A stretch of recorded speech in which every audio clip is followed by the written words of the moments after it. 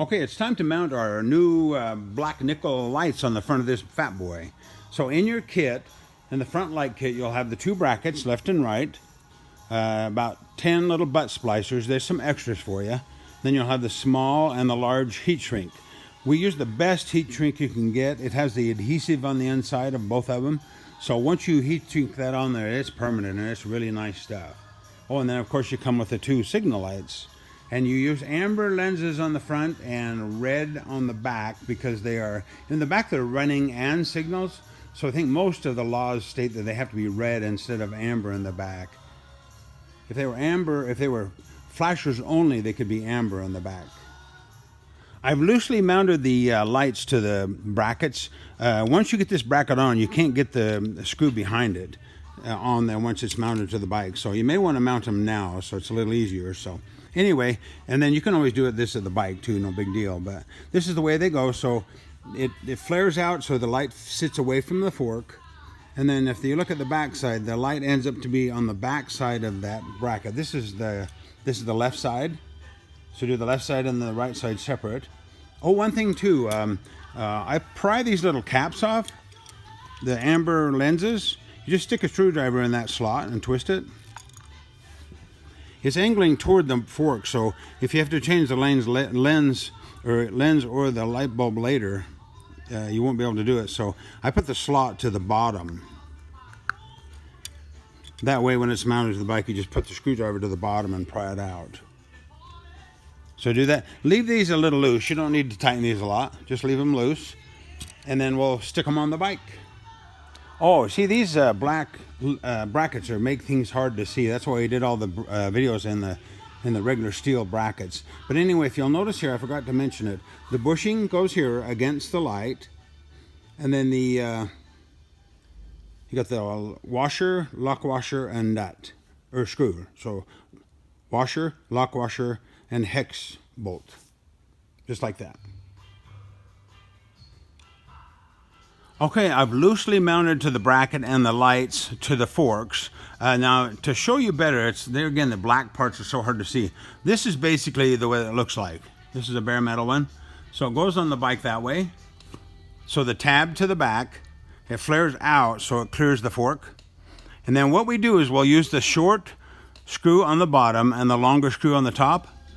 And then these are, there's a little bit of clearance there necessary to clear this fork here, this cover. It kind of sticks out. So if I tighten that up without a washer behind it, it's going to bend that bracket a little bit. So I include some extra washers on this bottom one so you can space that out just a little bit. What I did is just the normal washer on the hex bolt here, nothing behind the strap. Then on this one, I've got the hex bolt and then the regular washer, and then behind that I put a washer behind the strap, so when I tightened it up, it won't bend that bracket out. It needs just a little clearance there. You may even need two washers. That's why I give you two extra.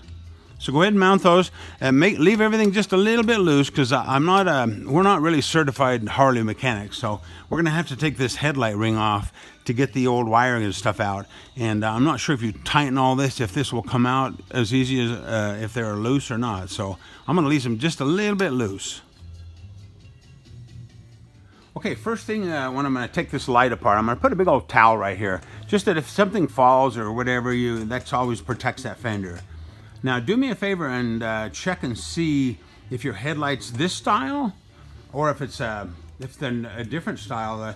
I see Fat Boys both ways. I'm almost wondering if this is off a Road King. It's a special model or something that they came out with a bigger headlight. Well, I kind of like it. It's big and bulky, but I think the other headlight, the standard looking headlight, is kind of really similar. And the one thing nice about Harley is you can always go online and everybody has a video on how to do this stuff, how to take the bulb out and all that kind of stuff. So I'll go over this one with you. I think it should be similar. Okay, ours had this big ring around it, which I'm not sure I'm going to run or not. I took it off and I kind of looks old school this way. So I don't know if I'm going to run it or not. But anyway, this ring comes off. Basically what it is just a screw here. And it's a clamp, so the more you undo it, the more it'll spread apart. And then you can pull it off. Don't go too far, you might lose that little nut. Whatever you do, don't lose that nut. If you take it off feel it and make sure that doesn't pop off there. So I think you can loosen that, pry it open and pop it off. Okay, the next step is there's a screw right here. Just take that out. And then you pry this headlight ring off from the bottom. I've had mine off, so it comes off pretty easy. You may have to get something and pry it on the back a little bit. It comes off that way, and then it lifts up, and there's a little wire tab in there that goes into the slot on the headlight there, right there. So when you remount it, you'll see that. To remove this headlight from the bucket, there's 8 little screws with washers around here. There's 4 on each side. Don't take the ones off that hold the headlight into this ring here. You'll see them, they're just little small ones with washers, and that will let that thing slide off the bucket there. So I'll do the last one. These are little small number 6 screws with washers. And we're going to include some extras in your kit, because boy, you might want to drop with these and lose the washer or the screws. So we want to make sure everything's there ready to go back together. So we'll include some little extra screws in your kit. I hope that the standard other headlight uses the same screw. So anyway, take all 8 of those out, and then this whole unit will slide out like that. And you can go ahead and just set it on your towel. Okay, to remove these lights from the handlebars, you just unscrew this connector right here, and it will come off. And then you'll have the wire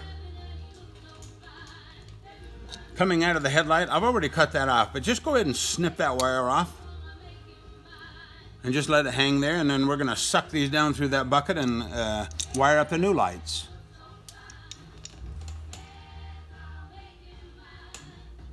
Okay, I'm going to do the throttle side first on the signal light here. That way we'll get that one out of the way, and then we'll do the next one. Okay, what I did is I pulled the signal light wire through. This is a signal light here. I pulled that through. Go up and into this housing as close as you can. Don't loop it around something. Go right in there as soon as you possibly can, up through the back and into the front. And then this is the wire coming from the bike. Now, the way I did it is this is the flat wire. I found that if you use scissors and kind of shove the scissor up through there, you can kind of get it started with scissors. Then you can peel that sheathing back. So go ahead and peel that back and expose the wires. I did about 1.5 inches, 2 inches on both of them. And then this is the wire coming from the signal light. And I found it easier on this one to just use a knife, kind of cut the sheathing a little bit lengthwise, and then you can kind of start peeling it back. So anyway, do it that way, and then you can cut this extra piece off both of them. That way you have the wires exposed. Okay, what I've done is I've pulled out about 6 inches of wire on each. You need enough room to work, so about 6 inches there and about 6 inches here. That's about how much you want to work with. Okay, what I did is I went ahead and stripped the ends. About 3/8 of an inch. I stripped the, I'm going to zoom in here a little bit. Okay, about 3/8 of an inch. I trimmed the insulation off. That's the one coming from the bike, either one. And then this is the one coming from the signal light. I did the same thing. I stripped about 3/8 of an inch off, and I used the little butt splicers, put them on there, and then I gave them a good crimp. So those are basically ready to go. So what I'm going to do, I'm going to join the two, but now pay real close attention to this because we want to make sure we slide these This is a small insulation of the heat shrink tubing, about 1.5 inches on each one, just enough to slide over them when we're finished. So these are the small, and then have that ready to go like that. And then on the other wire, make sure you got about a 2-inch piece of the large heat shrink. That way, when you join them together, you can heat shrink it all. And I'll show you how that works. I might even pop a picture of that and put a picture in the kit just so we can clarify that. Okay, now before I heat this heat shrink up, be sure and slide that big piece way back as far as you can away from the heat. Because while you're doing this, if you get that heat hits the other piece of heat shrink, it'll shrink it up, and then you won't be able to slide it over there. So anyway, I've done these ahead of time, so they look like they're nice, and they've stuck to the wires really well. You'll actually see the adhesive kind of leak out of the ends there. Like I say, we use the best stuff money can buy on this stuff. So do those 3. Now let those cool for a minute before we do the big piece. Oh, while these are cooling too, I forgot to mention, yeah, just match up the colors. So blue to blue, black to black, and purple to purple. Now the purple on the bike is definitely a little more purple than the one coming out of the light. So make sure that the purple is purple and not blue when you hook up the purple wires. Make sure the light is really good, and then you'll be able to tell. Okay, I think it's about time to do the big piece. Now, before we put the big piece of the heat shrink over that and heat it up, let's just check our light real quick. Now, make sure you hold on to this wire that goes on the other side. This is the one from the other side. Hold on to that because you don't want to touch that on a piece of metal or it could short it out.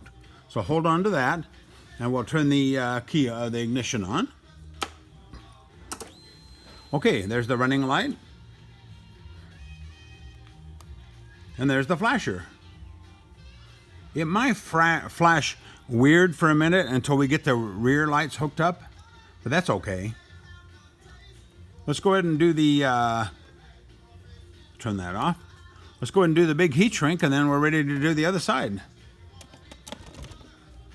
Okay, I've already done that, and it looks really nice. It's just a nice sealed up connection, and everything should last forever. Let's go ahead and do the other side the same way. This is so cool. These lights work so nice. Let me show you. And yours should work just as well. Right, left. Headlight still working. Okay, now what we want to do, we want to wire tie these wires up inside here so that they don't hang down and get caught, especially in that the turning limiters. So wire tie the wires up. You know, you can tie them to the wires that are in there, the bigger wires, just so they, you know, nice tight radius here and they don't get loose. So do that, and then we'll go ahead and put the headlight back together. I'll show you how to spray some soapy water around that ring to get it to go on there.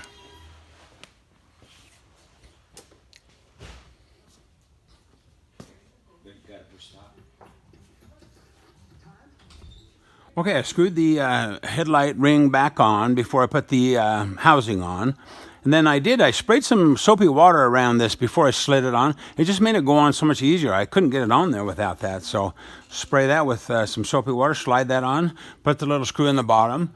And then let's snug all these screws up. And the ones back here that hold the signal light. Now do me a favor and just aim these level to the ground. I see guys that aim them up and down and crazy angles, but just you want them level to the ground, so the maximum visibility, and they'll also look a lot better. So there you have it. The front lights are finished.